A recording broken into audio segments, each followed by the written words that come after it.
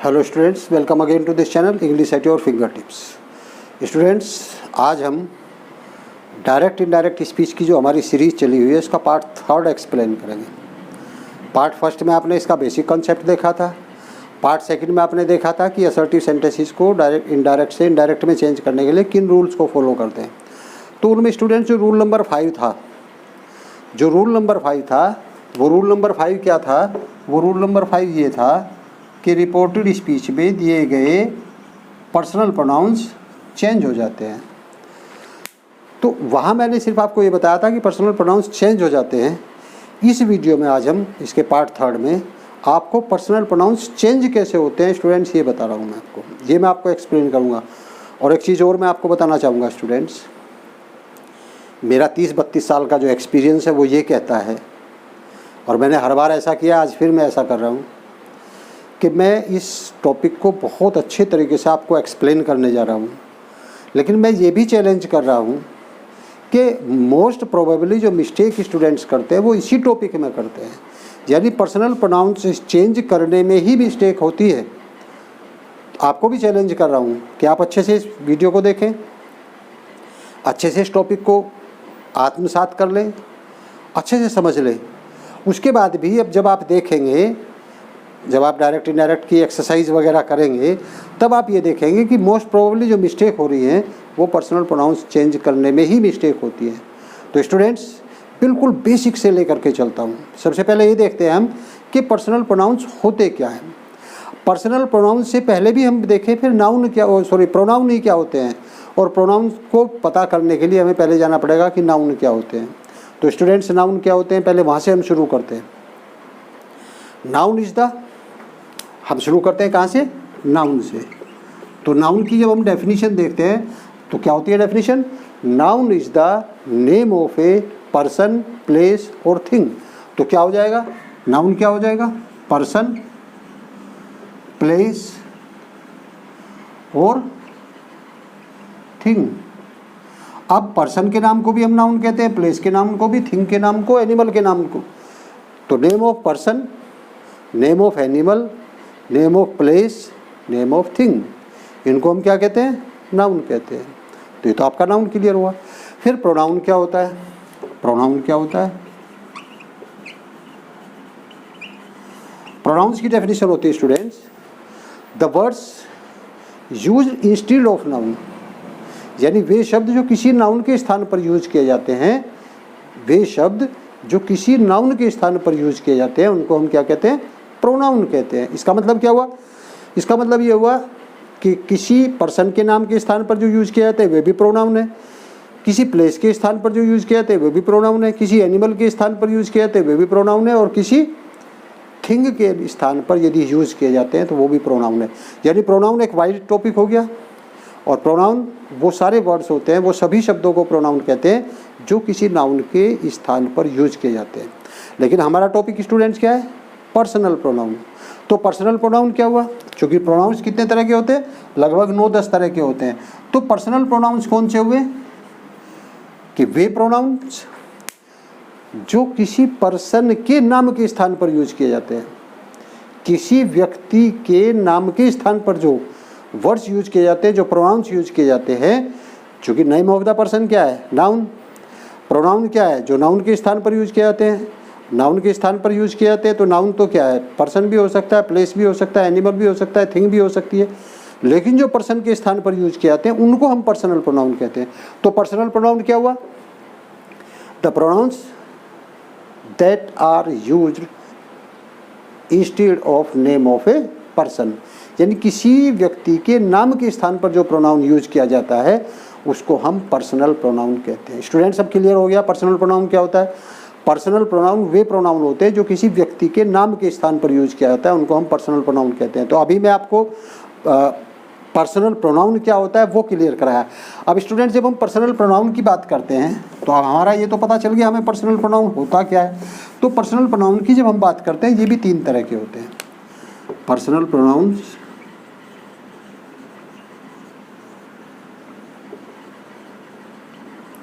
ये 3 तरह के होते हैं।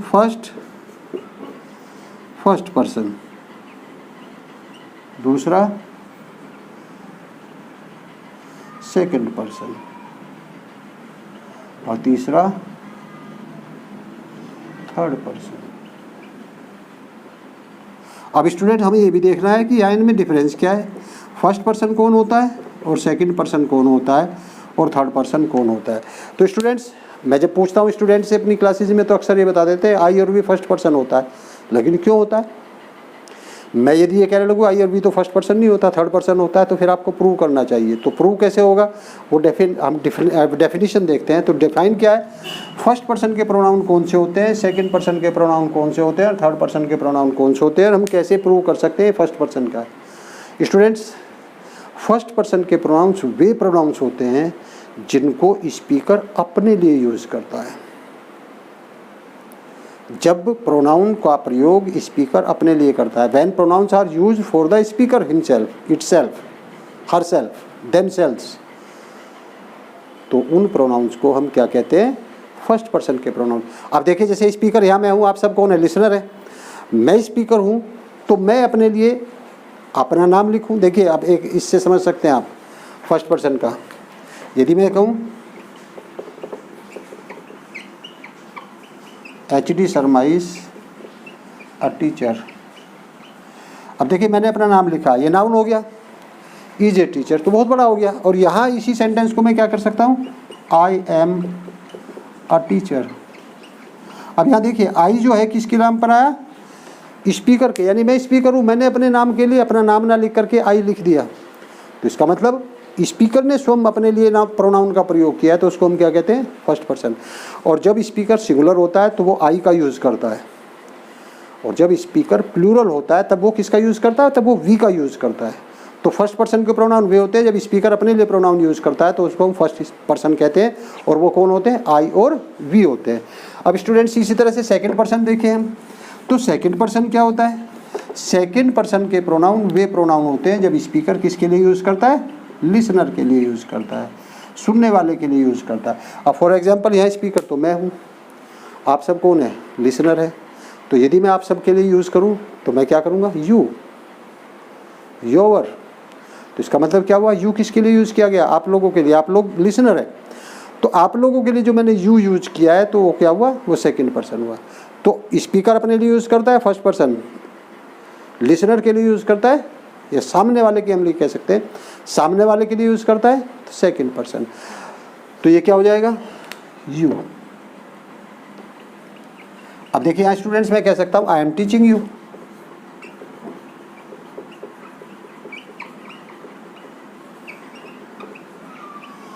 ये फर्स्ट पर्सन क्यों हुआ, क्योंकि स्पीकर ने अपने लिए यूज़ किया। ये सेकंड पर्सन क्यों हुआ, क्योंकि ये लिसनर के लिए यूज़ किया। तो अपने लिए जब स्पीकर यूज़ करता है फर्स्ट पर्सन होता है, जब लिसनर के लिए यूज़ करता है सेकंड पर्सन होता है। स्पीकर अपने लिए यूज़ करता है फर्स्ट पर्सन, सामने वाले के लिए यूज़ करता है सेकंड पर्सन होता है। तो फर्स्ट पर्सन सेकंड। और एक और चीज़ स्टूडेंट्स, प्रोनाउन जो होते हैं पर्सनल प्रोनाउन इंग्लिश को बहुत ही स्मूथ बना देते हैं, बहुत ईजी बना देते हैं। अब देखिए मान लीजिए यहाँ हम प्रोनाउन का यूज नहीं करेंगे तो मैं क्या कहूँगा, HD Sharma is teaching you. You के बजाय आप 50 भी हो सकते हैं। मान लीजिए क्लास में 20 स्टूडेंट्स हैं तो मुझे तो क्या पा जाएगा, यदि मुझे यही एक सेंटेंस बोलना है तो मैं तो ये बोलूँगा हरिदत्त शर्मा या HD Sharma is teaching Ram Mohan Shyam Hari, पता नहीं कितने नाम हो जाएंगे। तो सारे नाम ना बोल करके सबके लिए हमने एक वर्ड क्या यूज़ कर दिया, यू। तो पर्सनल प्रोनाउन इंग्लिश को स्मूथनेस भी देते हैं, स्मूथनेस प्रदान करते हैं। तो फर्स्ट पर्सन जब स्पीकर अपने लिए यूज़ करता है, सेकंड पर्सन स्पीकर सामने वाले के लिए, लिसनर के लिए यूज़ करता है। थर्ड पर्सन स्टूडेंट्स कौन से होते हैं, थर्ड पर्सन के प्रोनाउन वे होते हैं जब स्पीकर अपने और सामने वाले के अलावा किसी अन्य के लिए प्रोनाउन का यूज करता है। भाई यदि अपने लिए करता है फर्स्ट पर्सन, सामने वाले के लिए करता है सेकंड पर्सन, किसी अन्य के लिए थर्ड पर्सन, किसी अन्य के लिए थर्ड पर्सन, किसी अन्य के लिए थर्ड पर्सन। तो फर्स्ट पर्सन स्पीकर अपने लिए, सेकंड पर्सन सामने वाले के लिए, थर्ड पर्सन किसी अन्य के लिए। तो अदर्स के लिए थर्ड पर्सन हो सकता है।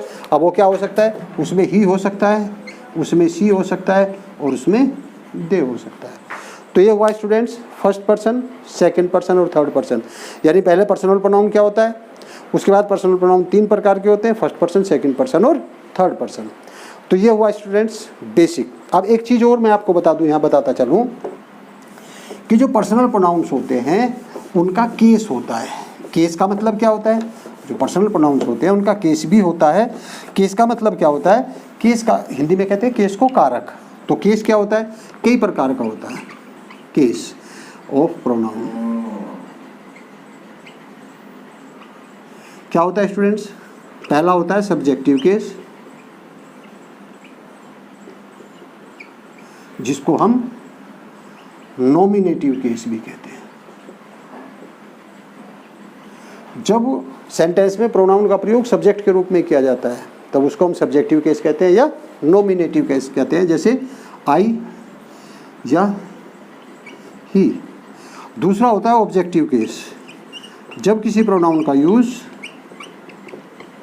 ऑब्जेक्ट के रूप में किया जाता है तब इसको क्या कहते हैं? ऑब्जेक्टिव। तब क्या हो जाएगा? मी और हिम। जो तीसरा होता है स्टूडेंट्स वो होता है पोसेसिव केस। पोसेसिव केस क्या होता है? जब प्रोनाउन का प्रयोग पोसेशन के लिए किया जाता है, यानी अधिकार प्रकट करने के लिए किया जाता है, किसी दूसरे नाउन पर अधिकार प्रकट करने के लिए पोसेसिव केस। तब क्या हो जाएगा? माई या माइन और हिज। यही इन्हीं का मैं लेकर के चल रहा हूँ। फोर्थ होता है रिफ्लेक्सिव केस। रिफ्लेक्सिव केस में स्टूडेंट्स क्या होता है? जब रिफ्लेक्शन हमें शो करना होता है तब क्या हो जाता है? तब हो जाता है माई सेल्फ और हिम सेल्फ। और स्टूडेंट्स एक और होता है 5, जिसको हम कहते हैं एम्फेटिक केस। एम्फेटिक केस का मतलब होता है दृढ़ता प्रदान करने के लिए जब हम प्रोनाउन का यूज करते हैं तो सेम होता है, लेकिन मीनिंग भी सेम होता है, लेकिन यूज अलग अलग होता है। रिफ्लेक्सिव केस रिफ्लेक्शन के लिए यूज किया जाता है, यानी एक्शन कैसे हुआ उसको बताने के लिए। और जो एम्फेटिक होता है वो दृढ़ता प्रदान करने के लिए होता है। एम्फेटिक का प्रयोग, जो रिफ्लेक्सिव केस है उसका प्रयोग होता है प्रेडिकेट पार्ट में, यानी सब्जेक्ट के बहुत बाद में। जो एम्फेटिक केस होता है उसका सब्जेक्ट के तुरंत बाद यूज होता है। अब देखिए एक एग्जांपल देता हूँ, जैसे ये है I wash my clothes myself. तो ये रिफ्लेक्सिव केस है, वॉश को रिफ्लेक्शन दे रहा है, वॉश को रिफ्लेक्ट कर रहा है, I wash my cloth myself. और इसी को यदि हम एम्फेटिक करें, एम्फासिस कर दें, तो एम्फासिस के लिए क्या हो जाएगा? I myself wash my clothes. अब देखिए दोनों का अर्थ वही है, मैं अपने कपड़े स्वयं धोता हूँ, लेकिन यहाँ क्या हो जाएगा? मैं स्वयं, जोर देने के लिए मैं स्वयं, मैं खुद, मैं अपने आप अपने कपड़े धोता हूँ। तो मीनिंग सेम है, स्ट्रक्चर सेम है, लेकिन यूज डिफरेंट होता है। तो स्टूडेंट्स यहाँ ध्यान रखेंगे, जो प्रोनाउंस के जो केस होते हैं, पर्सनल प्रोनाउंस के केस, जब वो सब्जेक्ट के रूप में होता है सब्जेक्टिव केस कहते हैं, उसे नॉमिनेटिव केस भी कहते हैं। ऑब्जेक्ट के रूप में यूज किया जाता है ऑब्जेक्टिव केस कहते हैं। और पोसेशन के लिए पोसेसिव केस कहते हैं, रिफ्लेक्शन के लिए रिफ्लेक्टिव केस कहते हैं, और एम्फेटिक केस होते हैं। ऐसे स्टूडेंट्स पर्सनल प्रोनाउन का आपके क्या होगा? इसके जो पर्सन हुए वो 3 हुए, फर्स्ट पर्सन, सेकंड पर्सन और थर्ड पर्सन। इसके नंबर भी होते हैं, सिंगुलर नंबर और प्लूरल नंबर। इसके केस भी होते हैं subjective case, objective case, possessive case, emphatic case और रिफ्लेक्सिव केस। तो इस तरह से जैसा केस होगा वैसे ही हम इन प्रोनाउंस का यूज़ करते हैं। अब स्टूडेंट्स हम यहाँ एक टेबल बना सकते हैं, उस टेबल के माध्यम से हम देख भी सकते हैं कि इनकी जो वो है वो किस तरह से होती है, और उनका मीनिंग भी हम इस टेबल के माध्यम से क्लियर कर सकते हैं कि इनका मीनिंग क्या होता है। तो स्टूडेंट्स देखते हैं टेबल के माध्यम से, इसकी टेबल के, और ये स्टूडेंट्स ध्यान रखेंगे, यदि आपने इस टेबल को याद कर लिया, तो समझिए कि आपका प्रोनाउन वाला टॉपिक बिल्कुल क्लियर हो जाता है। तो स्टूडेंट्स ये इतनी इंपॉर्टेंट आपकी टेबल है कि यदि आपने इस टेबल को अच्छे से लर्न कर लिया तो फिर आपको प्रोनाउन को समझने में कहीं कोई दिक्कत नहीं आएगी। और जो मैंने चैलेंज किया था आपको, पॉसिबिलिटी उसकी भी कम हो जाएगी, मिस्टेक करने की पॉसिबिलिटी कम हो जाएगी। अब देखिए स्टूडेंट्स, इसी सीरीज़ को, इस टेबल को यदि हम देखते हैं तो देखें, पहले हम उसका पर्सन देखें। चूँकि आपने पर्सन देख लिया, 3 पर्सन होते हैं, फर्स्ट पर्सन के प्रोनाउन, सेकंड पर्सन के प्रोनाउन और थर्ड पर्सन के प्रोनाउन। जेंडर का मतलब होता है, जेंडर 3 तरह के होते हैं। मास्कुलिन का मतलब होता है पुरुष होने का बोध कराता है, पुल्लिंग जिसको कहते हैं। फेमिनाइन का मतलब होता है स्त्रीलिंग, जब वो स्त्री होने का बोध कराता है। तीसरा न्यूटर होता है, कॉमन होता है। कॉमन जो पुरुष और स्त्री दोनों के लिए यूज़ किया जाता है। चौथा होता है न्यूटर। तो यानी जेंडर 4, पहला मास्कुलिन जब पुरुष होने का बोध कराता है, फेमिनाइन जब स्त्री होने का बोध कराता है। कॉमन जो दोनों के लिए यूज़ किया जाता है, और न्यूट्रल होता है जब जिसके जेंडर का तो पता नहीं है या वो निर्जीव चीज़ होती है, तो उसके लिए हम न्यूट्रल यूज़ करते हैं। तो अब पर्सन के साथ साथ मैंने जेंडर भी यहाँ एक्सप्लेन कर दिए। नंबर 2 होते हैं सिंगुलर और प्लूरल। तो सिंगुलर के लिए हम क्या यूज़ करेंगे और प्लूरल के हम क्या यूज़ करेंगे। अब देखते हैं, पहले फर्स्ट पर्सन को देखते हैं। कॉमन जेंडर में यानी स्त्री और पुरुष दोनों के लिए क्या आता है, और सिंगुलर में आई का प्रयोग किया जाता है, और उसका मीनिंग क्या होता है, मैं। इसका ऑब्जेक्ट जो होता है वो मुझे, मी। आई के साथ उसका ऑब्जेक्टिव केस मी होता है, और आई के साथ उसका पोसेसिव केस माइन या माई होता है, और आई के साथ उसका रिफ्लेक्सिव या एम्फेटिक केस माई सेल्फ होता है, जिसका मीनिंग होता है मैं स्वयं, खुद, अपने आप। अब यहाँ स्टूडेंट्स ध्यान रखने की बात यह है कि इसके साथ जब इसका पोसेसिव केस आएगा तो आई के साथ हिज नहीं आ सकता। आई के साथ हमेशा क्या आएगा, माई या माइन आएगा। माई और माइन में भी डिफरेंस है। माई का प्रयोग जब होगा जब उसके बाद वो नाउन भी हो, जैसे this is my book, this is my book, तो बुक आया है, बुक के पहले हमने लगाया माई। लेकिन स्टूडेंट्स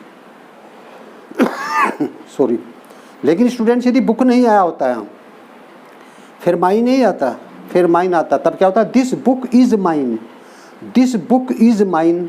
चूंकि बुक पहले आ चुकी तो माइन आएगा, और this is my book, book से पहले आएगा तो माई आएगा। तो आई के साथ मी, माइन, माई या माई सेल्फ आएगा। इसी तरह से यदि प्लूरल है, फर्स्ट पर्सन में कॉमन जेंडर में प्लूरल यानी स्त्री और पुरुष दोनों के लिए यूज़ किया था, तो वी होता है। वी माने हम, उसका ऑब्जेक्टिव अस हो जाता है, हमें या हमको। आवर और आवर्स उसका जो है पोसेसिव हो जाता है, हमारा अपना, आवर सेल्व्स। देखिए यहाँ स्टूडेंट, जब सिंगुलर होता है सेल्फ जुड़ता है, और प्लूरल होता है तो सेल्व्स हो जाता है। आवर सेल्व्स, हम स्वयं, खुद या अपने आप। अब इसके अकॉर्डिंग ही हम इनका यूज़ करेंगे। ऐसा नहीं हो सकता कि सब्जेक्टिव केस हमारा वी है तो ऑब्जेक्टिव केस हम नहीं हो जाएगा, वी के साथ ऑब्जेक्टिव केस अस होगा। इसी तरह से स्टूडेंट, यदि सेकंड पर्सन है, सिंगुलर में हम यू का प्रयोग भी करते हैं और दाऊ का प्रयोग भी करते हैं। तो दाऊ मीन्स भी आप, और यू मीन्स भी तुम या आप। दाऊ का प्रयोग हमेशा सिंगुलर में होता है, जबकि यू का सिंगुलर और प्लूरल दोनों में होता है। इसी तरह से उसका ऑब्जेक्टिव कैसा हो जाएगा, यू का ऑब्जेक्टिव यू होता है, जबकि दाऊ का दी होता है। ऐसे ही जो पोसेसिव है योवर, और उसमें क्या हो जाता है, दाई हो जाता है। इसी तरह से इसमें योवर सेल्फ और उसमें थाई सेल्फ हो जाता है। इसी तरह से यदि इसका सेकंड पर्सन का कॉमन है, प्लूरल है, तो फिर यू, योवर सेल्व्स हो गया। अब की बार देखिए, यहाँ योवर सेल्फ था जब सिंगुलर था, यहाँ योवर सेल्व्स हो गया। इसी तरह से थर्ड पर्सन में यदि मास्कुलिन है वो, यानी पुरुष का बोध कराता है, सिंगुलर है तो वो ही यूज होता है। ही, उसका ऑब्जेक्टिव हिम हो जाता है, उसका पोसेसिव हिज हो जाता है, और उसका रिफ्लेक्सिव और इम्फेटिक हिम सेल्फ हो जाता है। यदि फेमिनाइन है वो, थर्ड पर्सन का और सिंगुलर है, तो उसमें सी का यूज़ करते हैं। मास्कुलिन में हम ही का यूज़ करते हैं, फेमिनाइन में हम सी का यूज़ करते हैं। ही के साथ हिम होता है तो सी के साथ हर होता है। यहाँ ही के साथ हिज होता है तो यहाँ सी के साथ हर या हर्ष होता है। यहाँ ही के साथ हिम सेल्फ होता है तो सी के साथ हर सेल्फ होता है। और इसी तरह से यदि थर्ड पर्सन में प्लूरल और कॉमन होता है, वो पुरुष स्त्री दोनों के लिए यूज़ किया जाता है, तो दे, देम, देयर, देयर्स और देम सेल्स। और स्टूडेंट्स, यदि जेंडर उसका न्यूट्रल हो, यानी निर्जीव चीज़ हो, या हमें पता ना हो, बच्चा है, जैसे बच्चे का हमें पता नहीं कि वो बच्चा लड़का है या लड़की है, हमें चाइल्ड का पता है। अब उसका जेंडर नहीं पता, तो हम चाइल्ड के लिए ना तो हम ही यूज़ कर सकते हैं, ना हम सी यूज़ कर सकते, दोनों गलत हो सकते हैं। इसलिए हम ज़्यादा अच्छा होता है हम इट यूज़ करते हैं। जैसे फॉर एग्जांपल, एक कोई एनिमल है, कोई बर्ड है, हमें नहीं पता, तो हम उसके लिए इट का यूज़ कर सकते हैं। तो न्यूट्रल में या कोई निर्जीव चीज़ होती है तो हम क्या करते हैं, इट। ये सिंगुलर होता है स्टूडेंट्स, इट, इट्स और इट सेल्फ। तो इस तरह से ये पूरी आपकी टेबल है, और ये टेबल यदि आपने अच्छे से लर्न कर ली तो आपकी कमांड हो जाती है पर्सनल प्रोनाउंस पर। तो स्टूडेंट्स, अभी तक आपने पर्सनल प्रोनाउंस आई थिंक अच्छे से अपना मेकअप कर लिया, अच्छे से आपका पर्सनल प्रोनाउन तैयार हो गया। अब हम उस पॉइंट पर आते हैं। अभी तक मैंने केवल आपको पर्सनल प्रोनाउंस की बेसिक नॉलेज दी है, जबकि हमारा रूल क्या था, कहाँ से चले थे हम, चले थे डायरेक्ट इनडायरेक्ट केस रूल से, कि रिपोर्टेड स्पीच में दिए गए पर्सनल प्रोनाउंस चेंज हो जाते हैं। अब वो चेंज कैसे होते हैं, अब ये देखते हैं। आपकी समझ में पर्सनल प्रोनाउंस आ चुके हैं, अब हम चेंज देखते हैं। तो स्टूडेंट्स, इस टेबल को जितना भी आप ज़्यादा से ज़्यादा लर्न कर सकते हैं वो आपके लिए बेनिफिशियल होगा, लाभदायक होगा। तो कोशिश करिए कि इस टेबल को अच्छे से लर्न कर लें आप। तो अब हम पर्सनल प्रोनाउंस के रूल्स देखते हैं, और पर्सनल प्रोनाउंस चेंज कैसे होंगे। तो स्टूडेंट्स, जहाँ तक पर्सनल प्रोनाउंस चेंज करने की बात होती है, वो उसके 3 रूल्स होते हैं। और वो 3 रूल कौन से होते हैं, इनको पहले मैं 3 रूल्स बताऊंगा, उसके बाद इसको शॉर्ट ट्रिक से भी मैं बताऊंगा कि शॉर्ट ट्रिक से हम कैसे पता कर सकते हैं। तो पहला रूल क्या होता है स्टूडेंट्स पर्सनल प्रोनाउंस चेंज करने का, ये आपको अच्छे से पता है कि पर्सनल प्रोनाउंस केवल रिपोर्टेड स्पीच के ही चेंज होते हैं, यानी इन्वर्टेड कॉमास के अंदर का जो पार्ट होता है उसी के होते हैं। तो फर्स्ट रूल,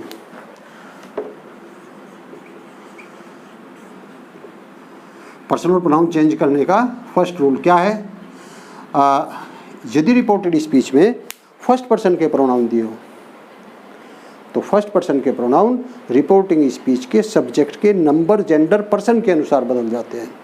जैसा नंबर उसका होगा वैसा ही नंबर उसका हो जाएगा, जैसा जेंडर उसका होगा वैसा ही जेंडर उसका हो जाएगा, जैसा पर्सन उसका होगा वैसा ही पर्सन उसका भी हो जाएगा। क्या मतलब हुआ कि if the first person pronouns are given in the reported speech they are changed according to number gender and person of the speaker और subject of the reporting speech. अब देखिए रिपोर्टिंग स्पीच के सब्जेक्ट के अनुसार, reporting speech के subject को हम क्या कहते हैं स्टूडेंट्स, स्पीकर कहते हैं। देखिए क्या हो जाएगा, जैसे ही सेड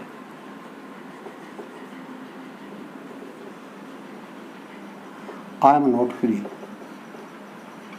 अब यहां स्टूडेंट्स देखें ये फर्स्ट प्रोनाउन है, या हम ये कह सकते हैं, आप इसको ऐसे कर लीजिए, आई एम डूइंग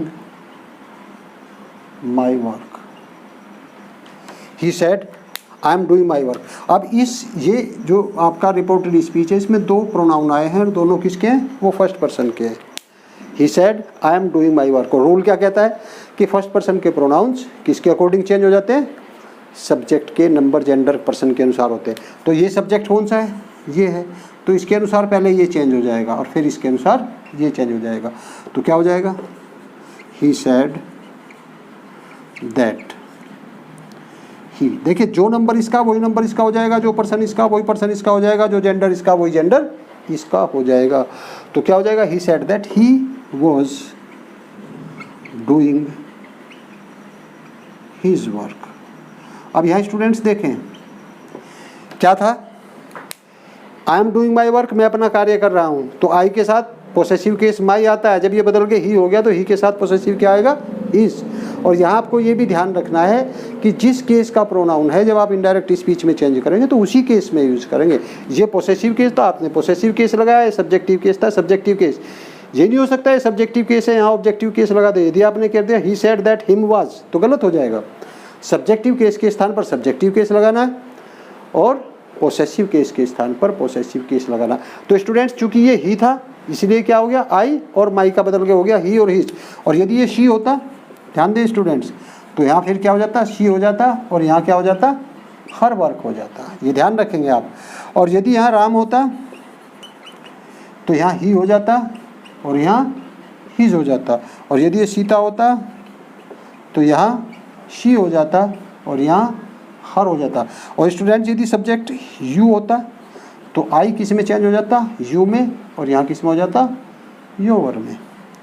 तो इस तरह से यदि फर्स्ट पर्सन के प्रोनाउन दिए हैं तो सब्जेक्ट के रिपोर्टिंग स्पीच के सब्जेक्ट के नंबर जेंडर और पर्सन के अकॉर्डिंग वो चेंज हो जाते हैं। ये आपका था first rule.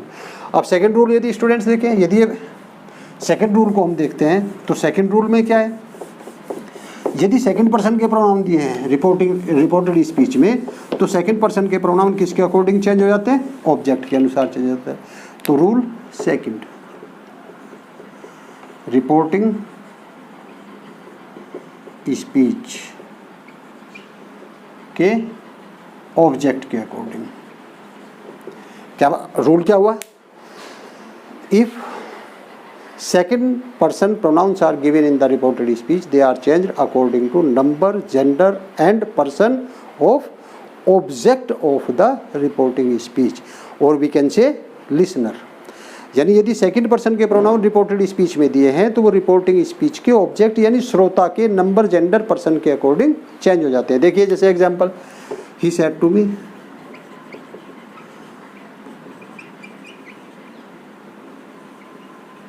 you are lazy in your work. अब देखिए स्टूडेंट्स, ये सेकंड पर्सन का और ये सेकंड पर्सन का, और ऑब्जेक्ट क्या है ये, तो इसके अनुसार पहले ये चेंज होगा और फिर इसके अनुसार ये चेंज हो जाएगा। तो क्या हो जाएगा, ही टोल्ड मी दैट। मी का सब्जेक्टिव केस क्या हो जाएगा, I was lazy in my work.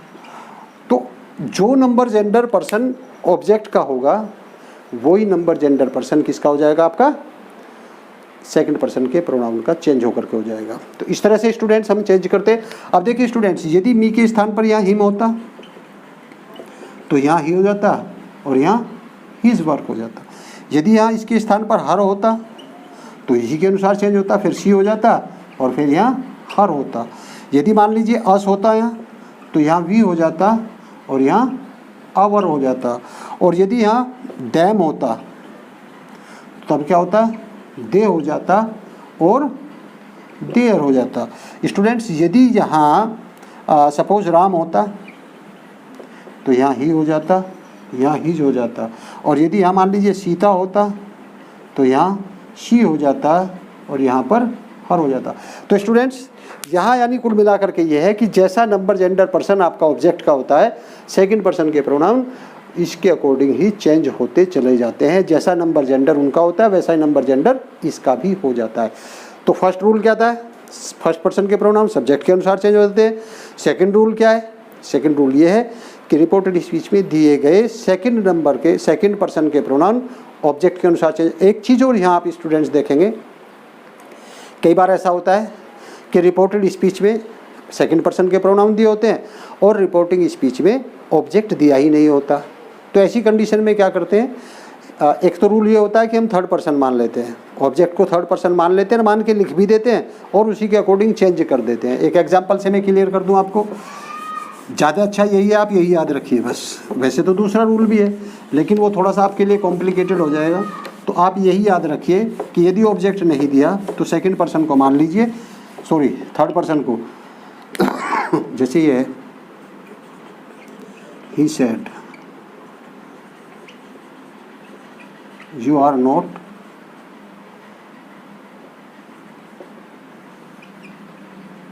at your home.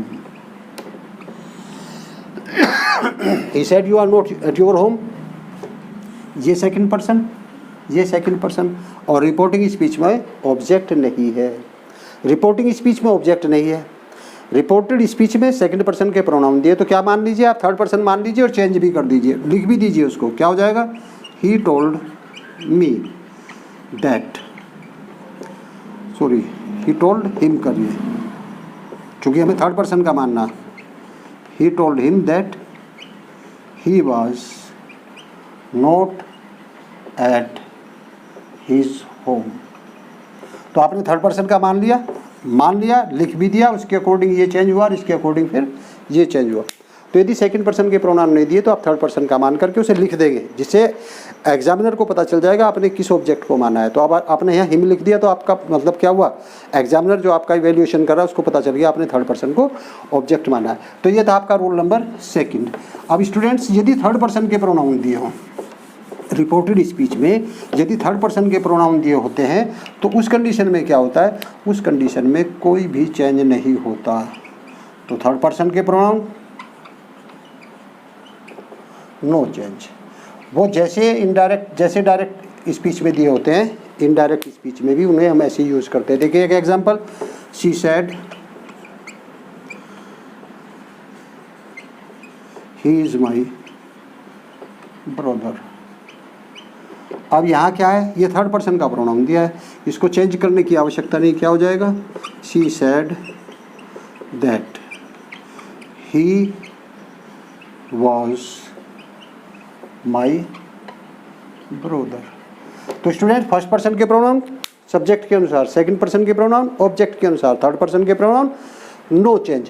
और इसी के आधार पर मैं एक जो शॉर्ट ट्रिक आपको बताना जा रहा था, हम शॉर्ट ट्रिक, ये जो 3 रूल्स मैंने आपको बताए हैं और मैंने ये भी कहा है कि यहीं आप मिस्टेक करेंगे, तो इसका एक सीधा सा हम शॉर्ट ट्रिक भी कर सकते हैं जिसको हम कहते हैं सन अपॉन 1 2 3। जहाँ एस बराबर क्या है, सब्जेक्ट, और वन बराबर क्या है, फर्स्ट पर्सन के प्रोनाउन। इसका मतलब क्या हुआ, फर्स्ट पर्सन के प्रोनाउन किसके अकॉर्डिंग चेंज हो जाते हैं, सब्जेक्ट के अनुसार। इसी तरह से स्टूडेंट्स ओ क्या है, ओ मीन्स होता है ऑब्जेक्ट, और सेकंड मीन्स क्या होता है, सेकंड पर्सन। तो सेकंड पर्सन के यदि प्रोनाउन दिए हैं तो सेकंड पर्सन के प्रोनाउन किसके अकॉर्डिंग चेंज हो जाते हैं, ऑब्जेक्ट के अकॉर्डिंग चेंज हो जाते हैं। तो सेकंड पर्सन के प्रोनाउन ऑब्जेक्ट के अकॉर्डिंग चेंज हो जाते हैं। और यदि आप इसको देखें एन, तो एन क्या है, एन इक्वल होता है नो चेंज, नो चेंज। और स्टूडेंट जो थर्ड होता है, थर्ड, थ्री मीन्स होता है थर्ड पर्सन। तो थर्ड पर्सन के यदि प्रोनाउन है तो उनमें कोई भी चेंज नहीं होता है।